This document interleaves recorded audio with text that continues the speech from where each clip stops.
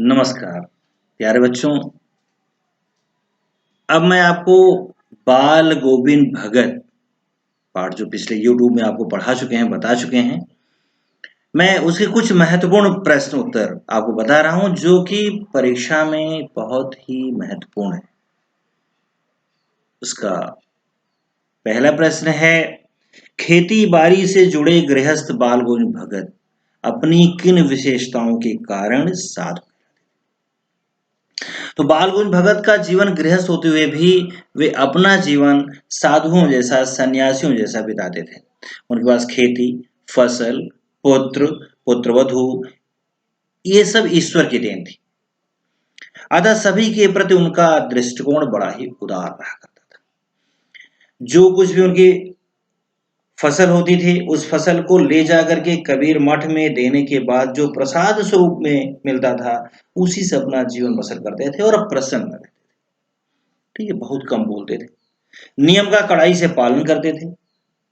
रामानंदी चंदन लगाए, गले में तुलसी की कंठी की माला पहने और एक लंगोटी मात्र पहने।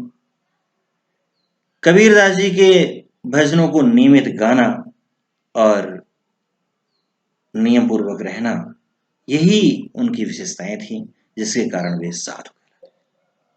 दूसरा प्रश्न है महत्वपूर्ण, उनकी पुत्रवधु उन्हें अकेला क्यों नहीं छोड़ना चाहती थी। उनकी पुत्रवधु, बालून भगत की पुत्रवधु उन्हें पिता के समान मानती थी।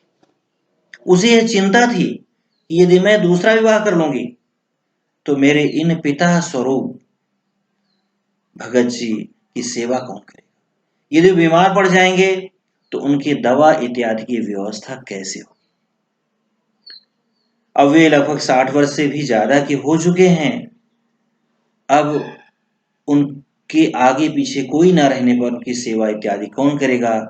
वह पिता से भी बढ़कर उन्हें देवता के समान मानती थी और पिता के से भी बढ़कर अपने ससुर को वो छोड़ना नहीं चाहती।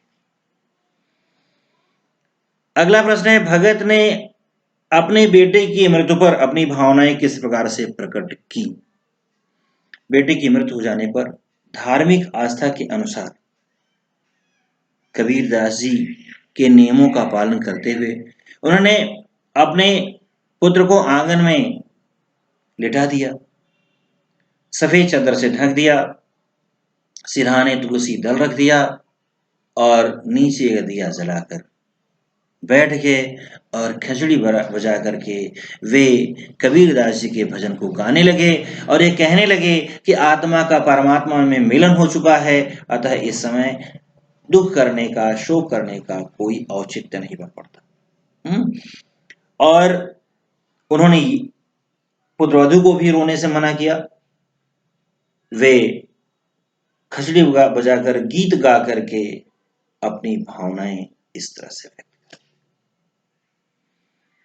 बालून भगत के व्यक्तित्व और उनकी वेशभूषा का आप अपने शब्दों में जो है वर्णन कीजिए या भगत का रेखा चित्र प्रस्तुत कीजिए। बालून भगत का कद मझोला था, रंग गोरा था और सिर पर और दाढ़ी के सफेद बाल वो जो है और रामानंदी चंदन लगाया करते थे, जिसके कारण उनका व्यक्तित्व एक अनोखी आभा से चमकता रहता। वे गले में तुलसी की एक कंठी पहने रहते थे, लंगोटी पहने रहते थे और कमली भी लिए रहते थे जाड़े में और अपने शिष्यों के साथ शांत, गंभीर और ज्ञानी दिखाई देते थे। भजन कीर्तन में व्यस्त रहते थे, अपने घर के कामों में, गृहस्थी कामों में व्यस्त रहते थे।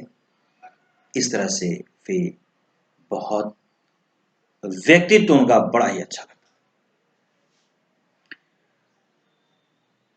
बालून भगत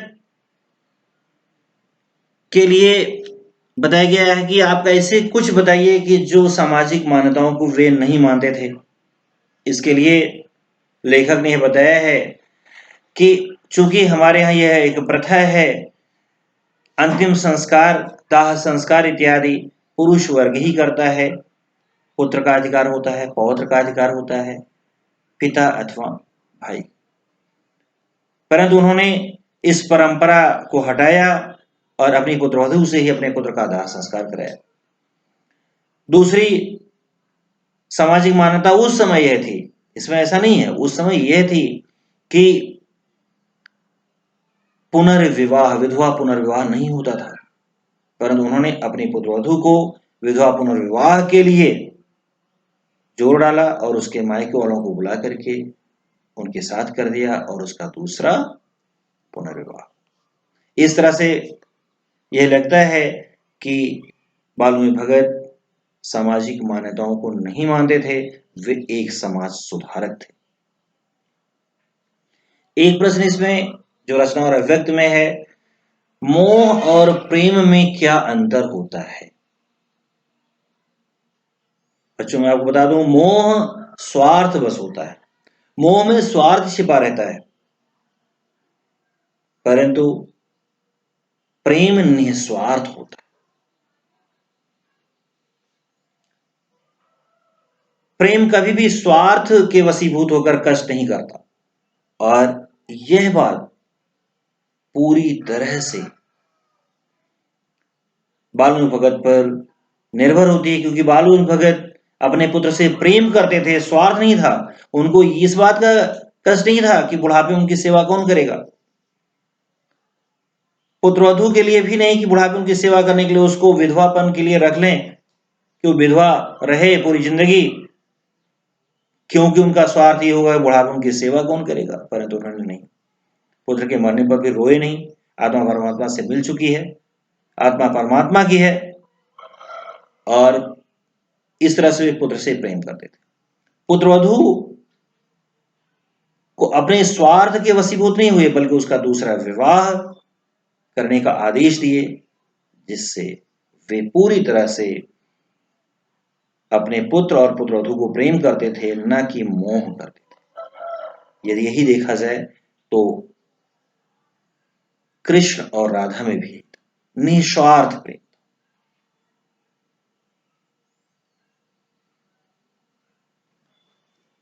धन्यवाद।